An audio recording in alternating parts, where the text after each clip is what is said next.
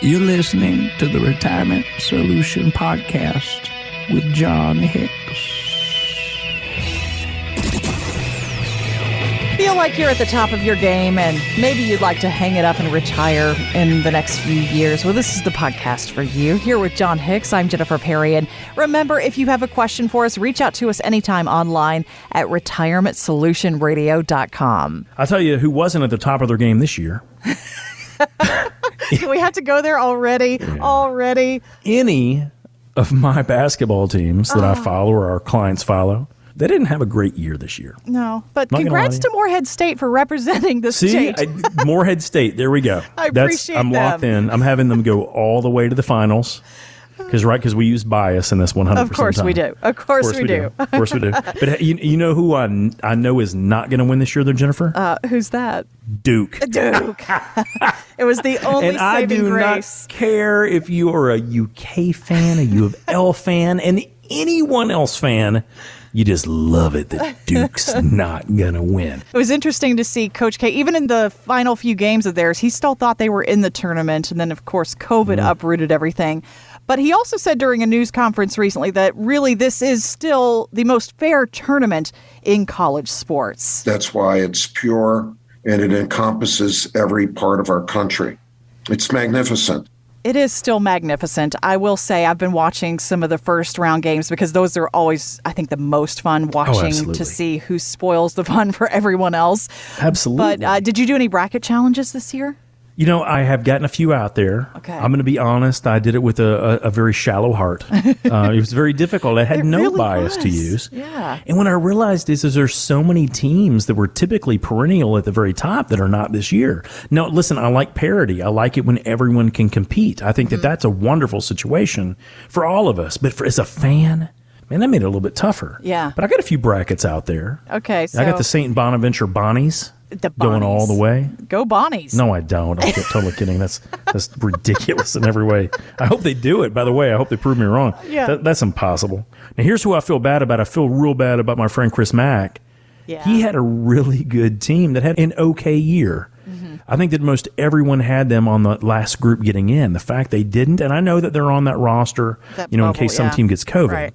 But I mean, Coach, you know I'm a UK fan, but I feel for you because I think you had the drive to make it through the first couple rounds. But anyway, so yeah, we're all a little bit of pain this year. A little bit of funk here during March, which is very unusual for us. But it does turn out that as you're going through that process of figuring out your bracket, seeing who's left, to analyzing all these teams, it might actually teach us something about our investing. We were talking about this week in prepping for this show, John. It's so true in how we pick who we think is going to win and lose.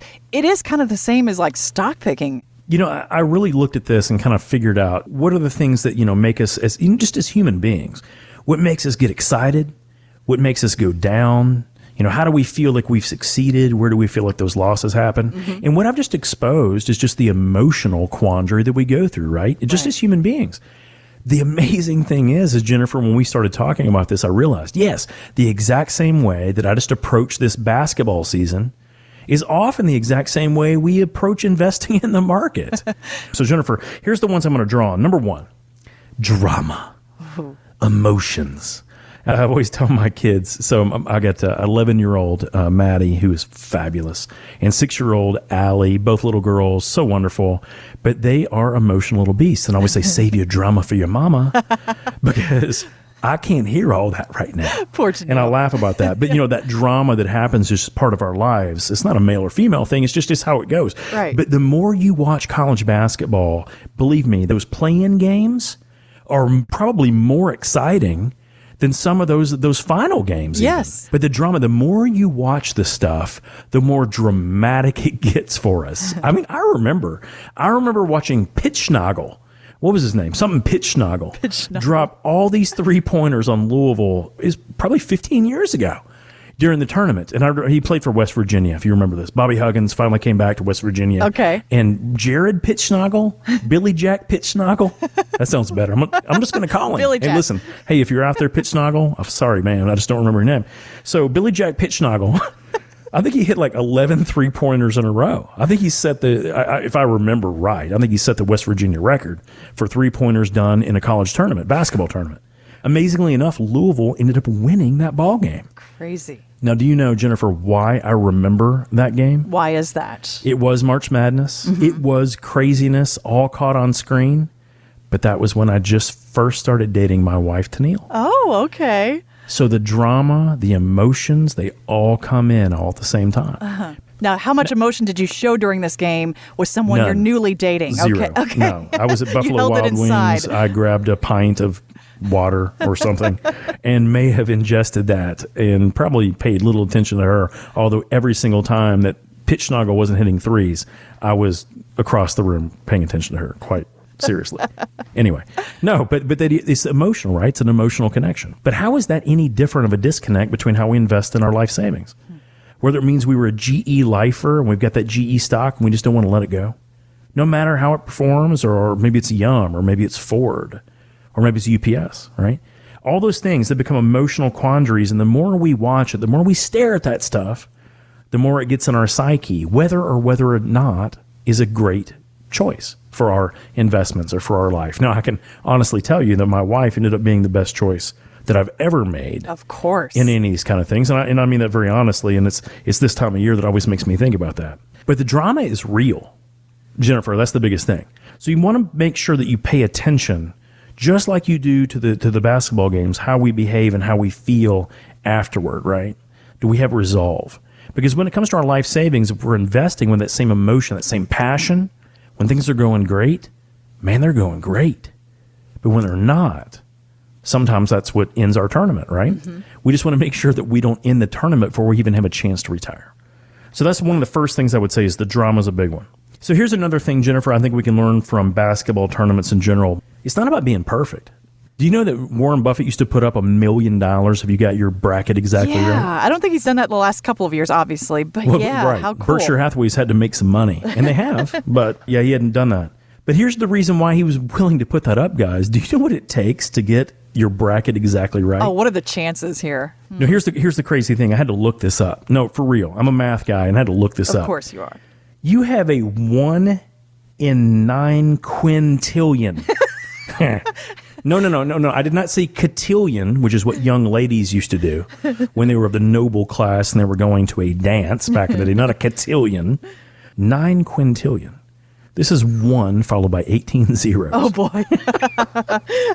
So, so just so you know, guys, you're going to be able to impress a lot of people out there if you tell them this. So, ladies and gentlemen, there was a 1 in 9 quintillion chance of getting that bracket exactly right.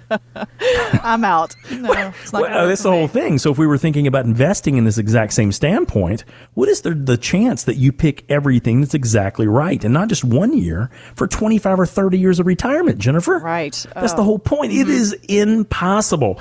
Probably less than a 1 in 9 quintillion chance. Right. That every single investment you picked was the Midas touch, right? Where everything was gold.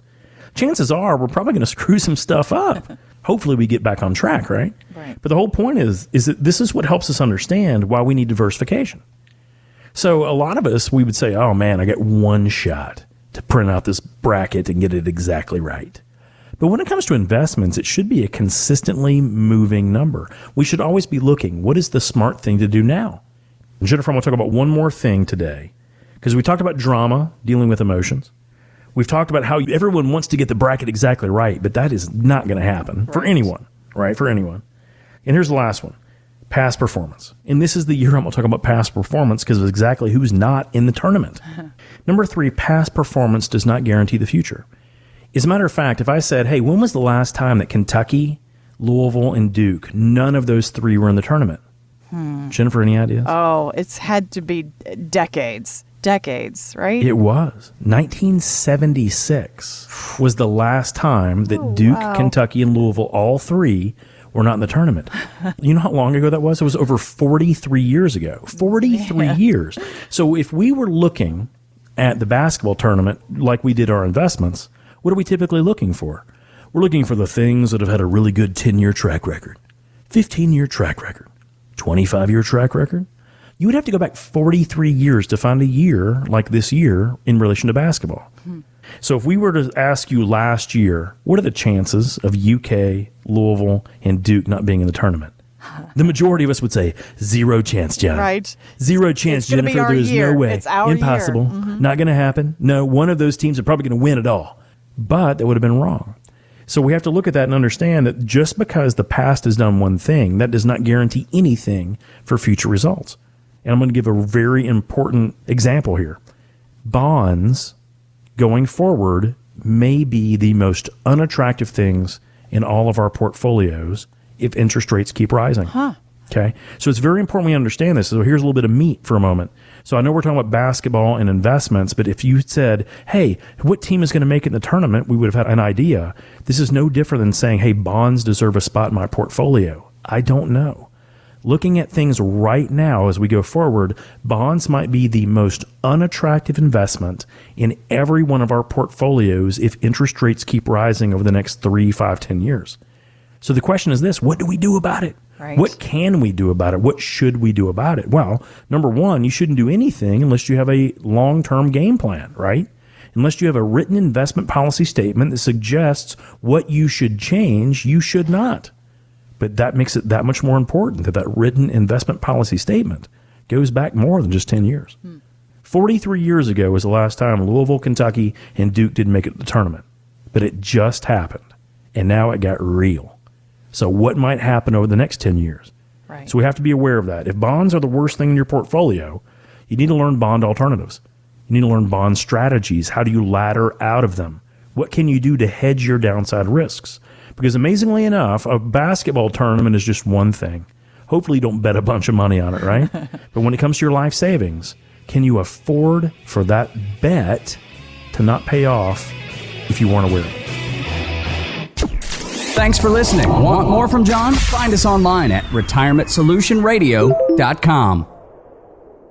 The opinions expressed in this program are for general informational purposes only and not intended to provide specific advice or recommendations for any individual or any specific security. To determine which investments may be appropriate for you, consult your financial advisor prior to investing.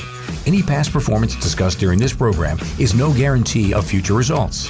J. Hagan Capital is a registered investment advisor. To find out if John Hicks is licensed in your state, please call 502-690-5635. J. Hagan Capital Incorporated is not affiliated with nor endorsed by the Social Security Administration or any other government agency and does not provide legal advice. Annuity guarantees are subject to the claims paying ability of the issuing insurance company. By contacting us, you may be provided with information about insurance products and annuities offered through John Hicks.